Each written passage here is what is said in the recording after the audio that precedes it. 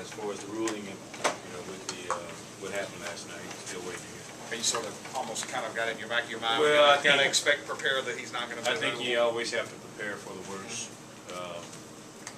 Prepare for the worst and hope for something better. We don't know exactly what's going to happen. We're just kind of waiting around and see. But as I mentioned, we're prepared for the worst. How do you, if you don't have? I mean, obviously you have Tom back, and I mean, throwing the big bodies at him is obviously sort of work, or at least sort of allows you to play the other guys more honest around Dwight. Yeah, I mean, you feel like you still got the body. If Zaza can't play, that you can. Well, I think we still have bodies. Will the bodies be as effective? I think that's the question that we have to ask ourselves. Certainly, the job that Zaza has done has been really good, particularly last night. We do have other bodies to throw on him, but the million-dollar question is, will the bodies be as effective as Zaza has been? That remains to be seen. But I always say when one guy goes down, it gives other people opportunities to step up, and certainly this may be a situation that guys that have not been playing, guys that have not been getting minutes, guys that have been back and forth on the inactive list, there's a possibility that they will give up play.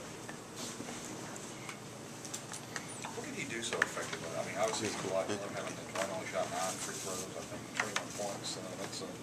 It's pretty good with especially with what he had done in the first couple of games. Well, I think the thing that he did, I thought last night, that was probably as good a job as any of the bigs have done in the series. The fact that he held his ground in the post.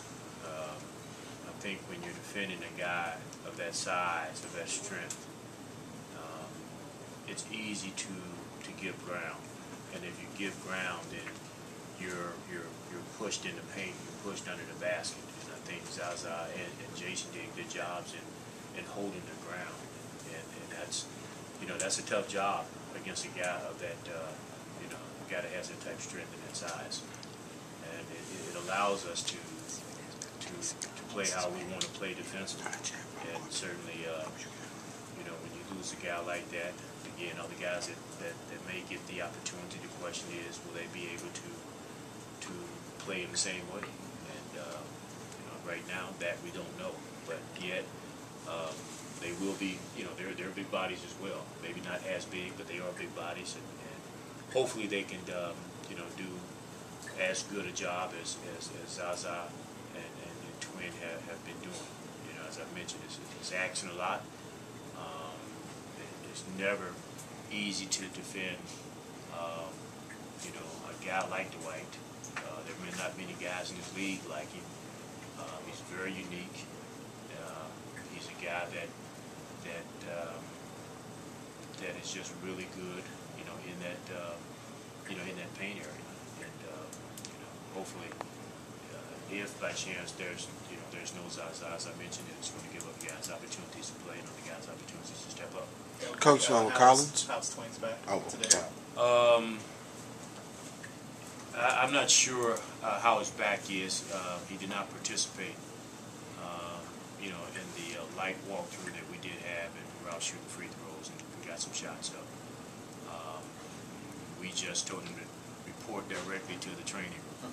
And just, you just stay there all day if you have to get ready for tomorrow. So I don't know exactly how his back is doing right now. Would you guess that he'll be able to play tomorrow, or is it too early for you to? I'm guessing. I spoke to one of the doctors last night, and they told me that he would be sore, but that he would be able to play. What's his injury being classified as? Don't quote me on this, but I was told that I believe that it's a bruised tailbone. That's what he said last night. It's actually Yeah. the tailbone. Is it the tailbone? Yeah. On the charge that he did take, and he actually took 2, but I think it was the first one that really got him.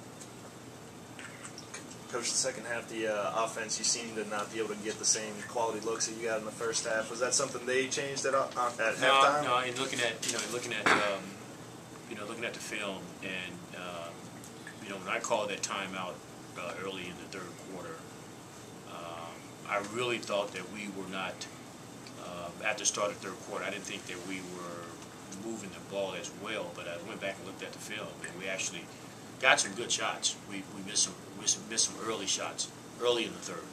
Midway in the third, we didn't get the ball movement, and a lot of that was the fact we weren't screening. We were not screening. We were not holding screens.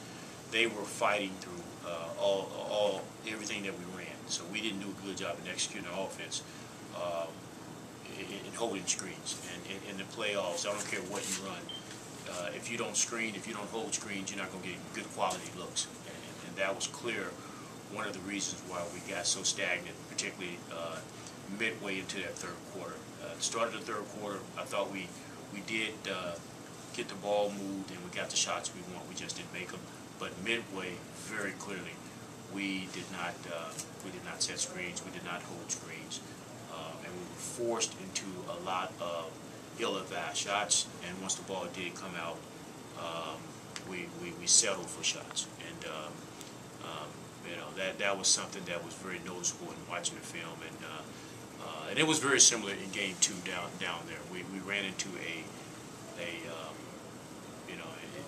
in a quarter where we were basically fighting the same thing. We have to do a better job of running our things with pace, setting screens, and attacking like we did in the first half.